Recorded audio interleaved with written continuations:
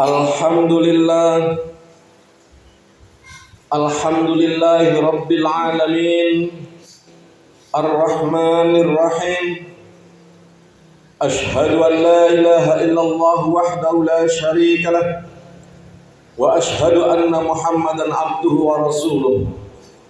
Allahumma salli wa sallim ala asyrafil anbiya'i wal mursalin Sayyidina Muhammadin wa ala alihi wa sahbihi ajma'in, amma ba'd. Faya ayyuhal muslimun, usikum wa iyaya bitaqwallah, faqad fazal muttaqun. Wasma'u ma qala Allah ta'ala fil Qur'anil Karim. A'udzu billahi minasy syaithanir rajim. Wal yakhshal ladzina law taraku min khalfihim dzurriyyatan di'afan khafu 'alaihim falyattaqullaha wal yaqulu qawlan sadida. Shadaqallahul adzim. Hadirin jamaah Jumat rahimakumullah, mengawali khutbah ini tidak lupa kami menyampaikan wasiat atau pesan khususnya untuk diri pribadi kami dan kepada kita semua. Marilah kita terus berusaha untuk meningkatkan ketakwaan kita kepada Allah, berusaha mendekatkan diri kita kepada Allah dengan terus berupaya menjalankan segala perintah-perintahnya dan berusaha untuk menjauhi segala larangannya. Hadirin kaum muslimin rahimakumullah, saya tadi pagi sampai menjelang Jumat tadi ikut kegiatan yang sangat penting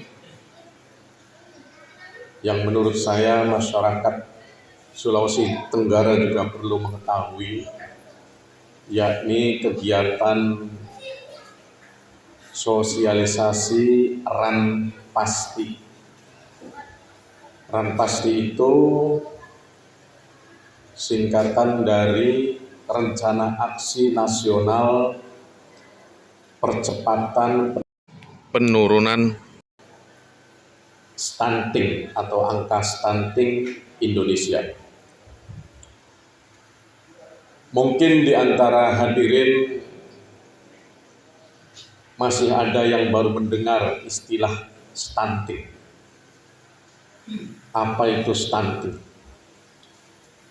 Stunting ini adalah kondisi anak, bayi atau anak yang pertumbuhan dan perkembangannya terhambat, sehingga dia punya ciri pertama adalah tubuhnya kerdil atau pendek. Tapi ada ciri utama lain yang juga melekat pada seorang anak yang stunting itu adalah otaknya juga lemah. Kalau hanya pendek saja tubuhnya tetapi otaknya cerdas, itu bukan stunting. Tetapi ketika kedua-duanya melekat pada diri anak itu, maka itulah stunting.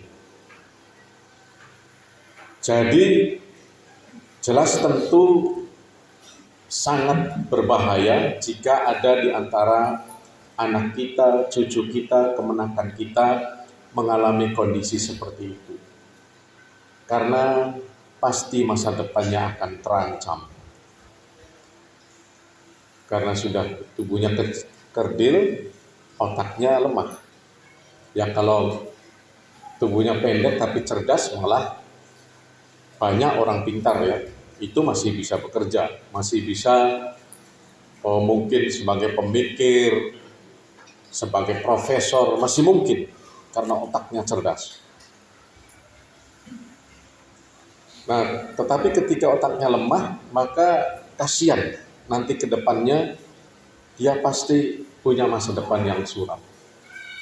Dan di Indonesia saat ini angka stuntingnya sudah masih tinggi, ya, masih tinggi. Kalau dulu itu berkisar antara 36, tapi sudah agak turun kemudian menjadi sekitar 27%. Dan di Sulawesi Tenggara masih cukup tinggi. Yang terakhir itu 30,2%.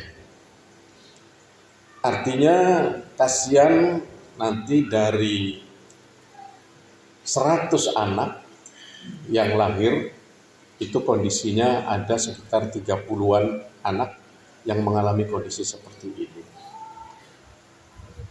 Tentu kita semua sebagai masyarakat Indonesia khususnya di Sulawesi Tenggara perlu memahami dan kemudian berusaha mencegahnya agar hal itu tidak terjadi pada anak kita sendiri, cucu kita, kemenangan kita, anak-anak tetangga kita, dan saudara-saudara kita yang lain.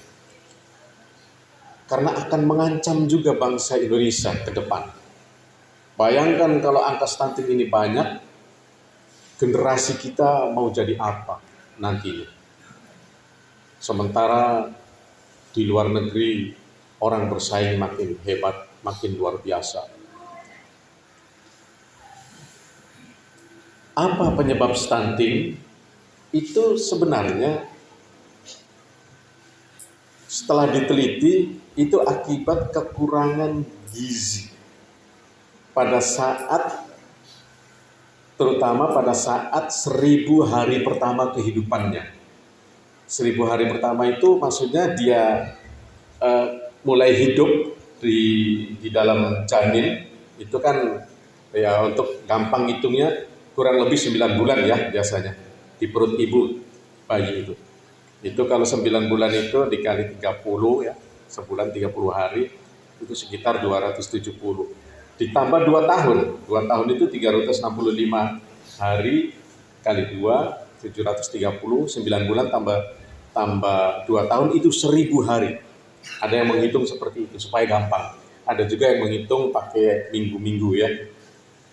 Nah itu pada kondisi 1000 hari pertama kehidupan itu janin, bayi dan anak kita itu gizinya, proteinnya, vitaminnya tidak terpenuhi dengan baik sehingga itu bisa menyebabkan menjadi stunting. Makanya kita sebagai umat Islam menjadi salah satu kewajiban untuk memikirkan hal ini. Seperti ayat yang saya sampaikan tadi dalam surat An-Nisa ayat 7, kata Allah, wal yakhshal ladzina law taraku min khalfihim dzurriyyatan dhi'afan khafu 'alaihim wal yattaqullaha falyaqulu qawlan sadida. Hendaklah kalian merasa takut seandainya kalian melahirkan ya, kemudian meninggalkan anak-anak kita, cucu kita, generasi kita. Dzurriatan di'afan, generasi yang lemah.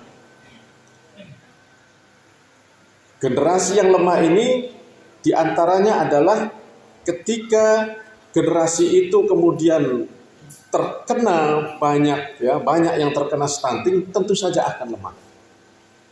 Maka kita harus wajib memikirkan, wajib untuk mencegahnya jangan sampai terjadi. Ya, ada beberapa ilmuwan yang menyarankan kepada kita agar kondisi stunting itu tidak terjadi. Yang perlu dipersiapkan itu mulai dari bibitnya itu harus diperbaiki. Orang tua yang mau membuat anak ya, mau mencetak anak, itu harus diperbaiki kesehatannya, psikisnya, kejiwaannya. Sehingga ada ilmuwan yang menyebut Di antaranya, kalau mau punya anak yang bagus, berkualitas, kalau bisa 3 bulan sebelumnya jangan lakukan hubungan suami istri dulu, supaya bibitnya bagus. Ada, mulai dari situ. Karena kalau yang mohon maaf kalau asal-asalan, kasihan anak-anak kita. Dan kita tahu tujuan berkeluarga bukan hanya melakukan hubungan biologis, bukan hanya melakukan hubungan suami istri, tapi ada yang lebih penting dari itu, bagaimana kita bisa melahirkan keturunan yang berkualitas. Kan seperti itu. Nah, ketika kita ingin mempunyai anak, mempunyai keturunan yang baik, yang berkualitas, pikirkan dulu ketika mau memulai ini. Ya, makanya banyak yang menyarankan usahakan hindari pernikahan dini. Jangan buru-buru kawin. Kenapa? Karena kalau kawin di bawah umur, yang mohon maaf, sering-sering yang terjadi adalah dia ngurus dirinya saja belum mampu. Apalagi bagaimana kalau sudah hamil, melahirkan, ngurus anak, ngurus suami. Itulah sebabnya kalau kita lihat ya, nah ini yang perlu dipahami oleh kita semua. Memang benar ada salah satu hadis, tetapi jangan salah memahami hadis. Ya ma'syarus sababi man istata'a minkumul ba'ata falyatazawwaj. Kan ada hadis seperti itu. Wahai para pemuda garis miring pemudi, ketika kalian sudah mampu menikah, maka segeralah menikah. Kata-kata mampu di situ yang dimaksud bukanlah hanya mampu dari segi biologis. Ini yang harus kita pahami.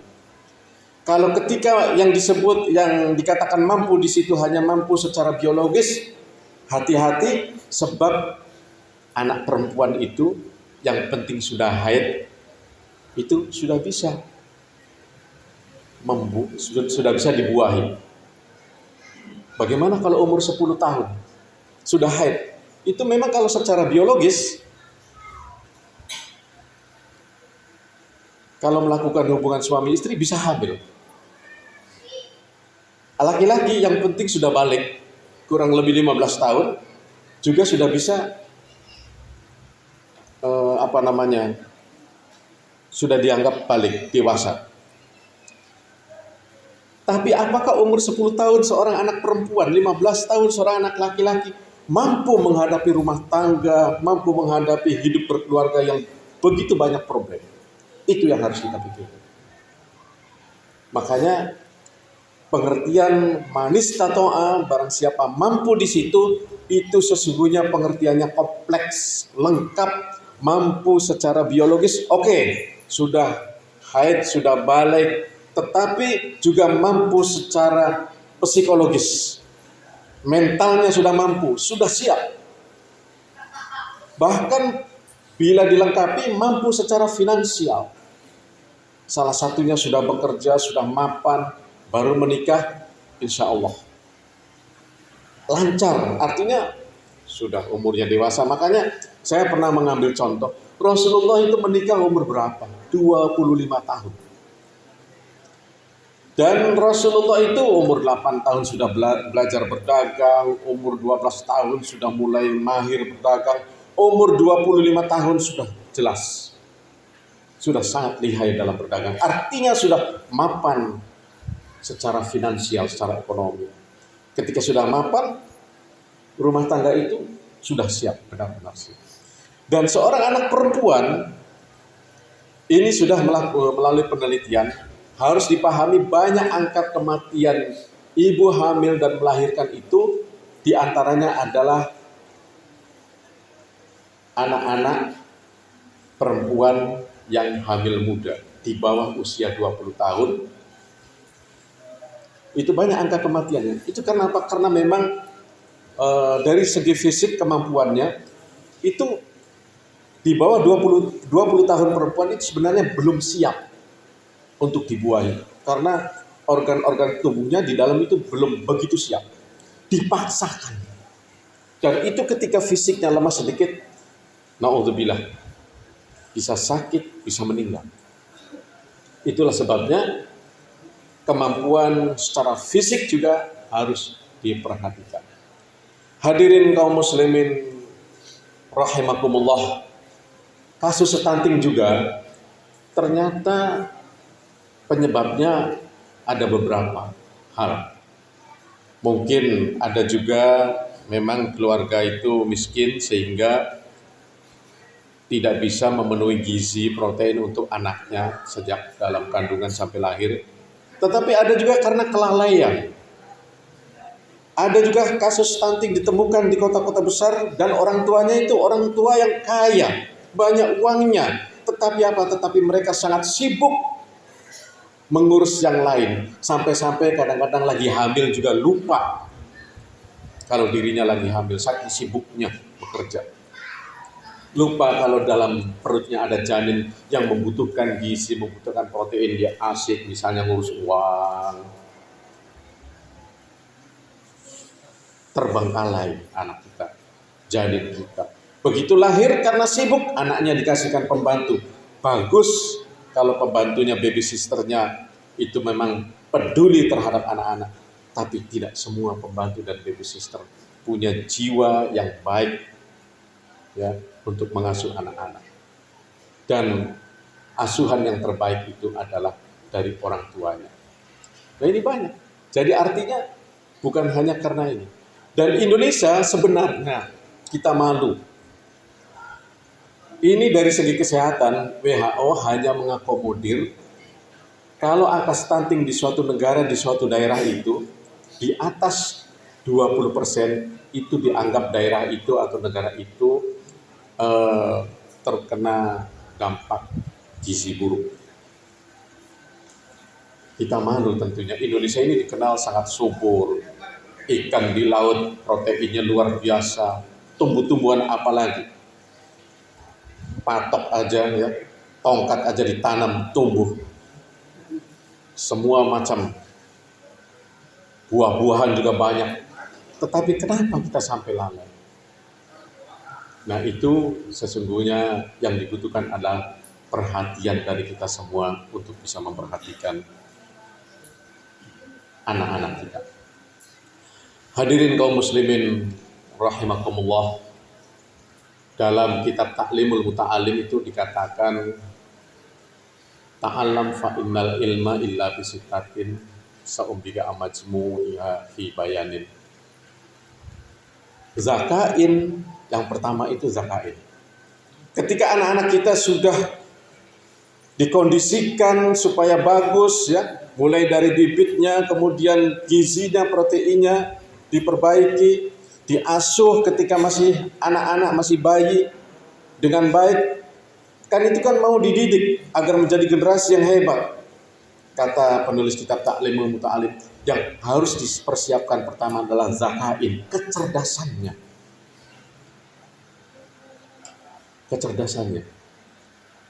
supaya dia mau masuk pondok pesantren, misalnya mau menghafal Quran, insya Allah bisa cepat hafal Quran, kan begitu karena cerdas. Mau mengambil jurusan teknik, insya Allah bisa menjadi seorang ahli teknik yang handal, dan jurusan apapun sesuai dengan minat dan bakatnya. Tetapi yang dipersiapkan adalah zakain. Bagaimana bisa cerdas ketika sejak merencanakan kehamilan sampai ada di hamil, sampai anak-anak kita lahir, kemudian kita misalnya tidak perhatikan. Nah, masalahnya stunting ini susah diobati. Itulah sebabnya harus dicegah, jangan sampai terjadi. Yang sudah terjadi, terserahlah nanti pihak kesehatan berusaha. Tapi memang secara umum susah sekali diobati kalau sudah terlanjur terkena stunting ini. Inilah yang dapat kami sampaikan, mudah-mudahan bisa dipahami oleh kita semua.